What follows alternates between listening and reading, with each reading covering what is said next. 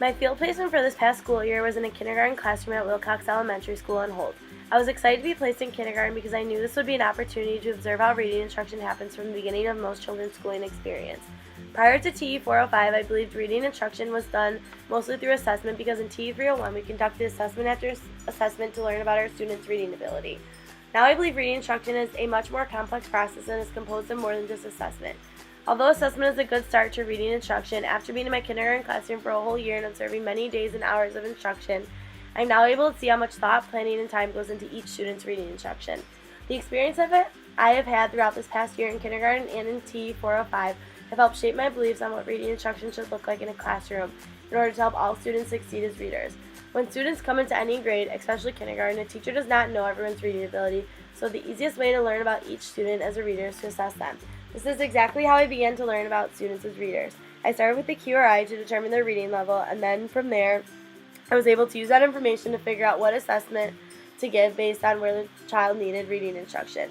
I believe this is an important first step to take because every student comes into the classroom with different experiences and backgrounds, which will reflect where they are in terms of their reading development.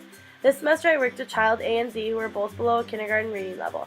My goal is to provide them with quick but quality instruction in order to help them catch up to their peers and their grade level expectations.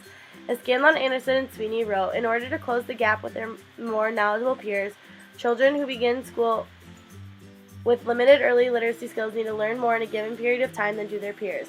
That is, they need to learn faster at an accelerated rate. In order to accomplish this accelerated learning, the children need intensified, high-quality instructional interventions. In order to provide child A and Z with this type of instruction, I had to conduct many fluency and comprehensive assessments in order to understand exactly what areas they needed improvement in and which areas they were successful in. The assessments I conducted were an informal phonics assessment, sight word assessment, alphabet assessment, phonological awareness assessment, book handling assessment, QRI concept questions, QRI listening comprehension, and a reading interview which truly helped me learn a ton about each of these students. By conducting all these assessments, I was then able to provide each with individual instructional needs. As Scanlon, Anderson, and Sweeney wrote, teachers are encouraged to view instruction as a goal-oriented activity wherein they work to help children achieve identified goals using a variety of instructional formats and materials. I then set specific goals for each child and was able to meet these goals by providing them with different instructional activities. For example, I found out child A was struggling with rhyming words, so I created this activity for her which focused on one goal that would help her catch up to grade level expectations. We started by saying all the sounds in each word, and then after hearing and saying the sounds, we placed words on the T-chart to match the appropriate rhyming word.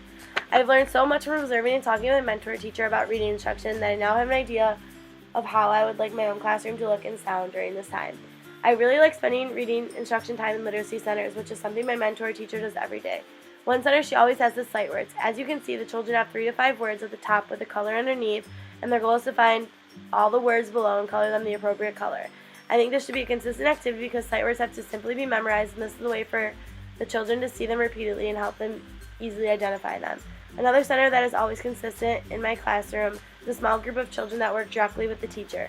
Children are placed into groups based on their current reading level.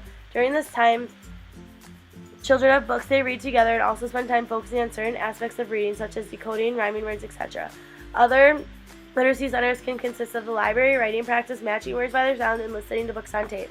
One thing I would consider changing in my future classroom is how students are grouped. If students recognize they are always placed in the low reading group, they can get frustrated and not want to try as hard because they may realize that the teacher doesn't expect as much from them as students in the higher reading groups. In the future, I will think about reading instruction as an individualized, complex process that needs to be carefully planned and thought out in order for each child to reach their reading potential.